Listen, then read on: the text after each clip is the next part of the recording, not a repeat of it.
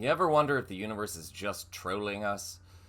Mitch McConnell, the most hated man in America, and remember, that's a dubious achievement considering his competition these days.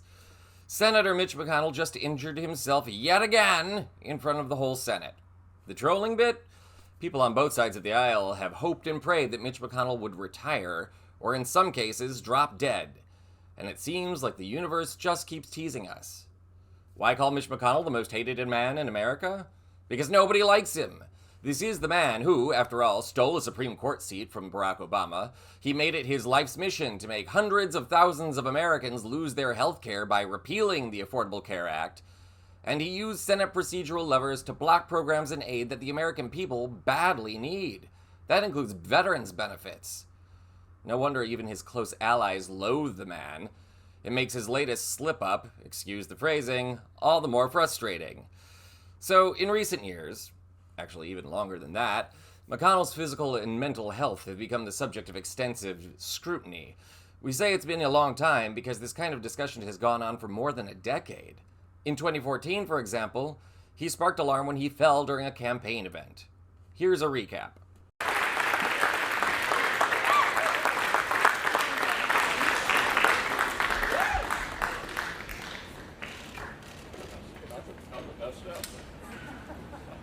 McConnell is also known to have suffered a number of injuries due to other falls, including a tumble in 2019 where he broke his shoulder, and another in 2023 where he broke a rib and had to be hospitalized. He was out of the Senate for 6 weeks. That's ironic considering how he hates Americans having health care. McConnell has extensive trouble walking, though he goes to great lengths to hide that fact. According to a PBS Frontline documentary on McConnell, he remains wheelchair-bound when not on the Senate floor and when there are no cameras around. Nevertheless, occasional snapshots of McConnell wheeling around have surfaced. That doesn't even begin to address some of McConnell's most alarming moments.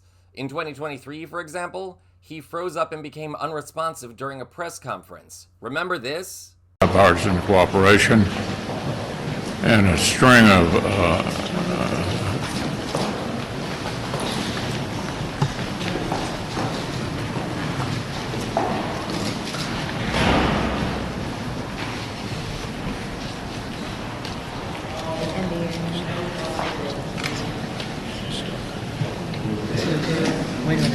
Are you good? Even worse, it just happened a few weeks later. Did you hear the question, Senator, running for re-election in 2026? All right, I'm sorry, you all. We're going to need a minute. Senator Benny. McConnell and his aides have refused to discuss the causes of his freeze-ups other than to say he felt lightheaded. I don't know about you, but I've been lightheaded plenty of times and never pulled a Mitch. Observers worry that McConnell has had mini-strokes in these freeze-ups, also called TIAs. They're characterized by a number of symptoms including disorientation, vertigo, loss of balance, and difficulty speaking. Just 2 months ago, McConnell, who is 82 years old, suffered yet another fall at home, which left his face cut. Now, as the old saying goes, it's all just a little bit of history repeating. Today, McConnell took a fall while descending the Senate chamber steps after casting his vote to confirm Scott Turner as the new Secretary of Housing and Urban Development. Senators Steve Daines and Markwayne Mullin came to his aid. Then, as they helped him up, he fell a second time. Aides gathered around him, and according to witnesses, he said he was, quote, fine. Other reports have said McConnell has since gone to the hospital for treatment, though at the time of this broadcast we have not been able to confirm as much. We do have to admit, though, it's kind of sick that people are celebrating McConnell's repeated falls and other health woes. The man did survive polio as a child and has always had some trouble walking. At the same time, it speaks volumes that so many people truly hate Mitch McConnell, and with very good reason. The Washington Post once called him, quote, the man who broke America. Rolling Stone once dubbed him, quote, the man who sold America, unquote, as in sold it out in the name of wealth and power.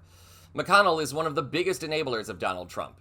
His wife, Elaine Chao, of course, served as Trump's Secretary of Transportation during his first term. But more importantly, McConnell, more than anyone else, bears responsibility for preventing Donald Trump's impeachment.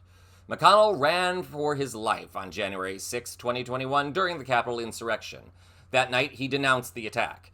He also, according to multiple sources, told aides, quote, if this isn't impeachable, I don't know what is, unquote. Yet that didn't stop McConnell, who was Senate Majority Leader at the time, from scheduling Trump's trial after he had left office, thus saying Trump couldn't be impeached because he was already out of office. Had McConnell voted to convict, it's likely he would have granted other Republicans the cover to do so as well, thus preventing our current national nightmare. In other words, McConnell is a prostitute, not a sex worker. Don't confuse the two. He's a prostitute, someone who will sell his mind, his body, his soul, and anything else to the highest bidder in the name of money and power. He's held the United States hostage for almost 20 years. Mitch McConnell might not mind that he keeps falling, but the American people do. And here's hoping that McConnell finally has the good sense to step down. The longer he continues to slither around the Senate, the greater the chance that the bigger danger isn't McConnell falling, it's the United States democracy falling. This is Occupy Democrats.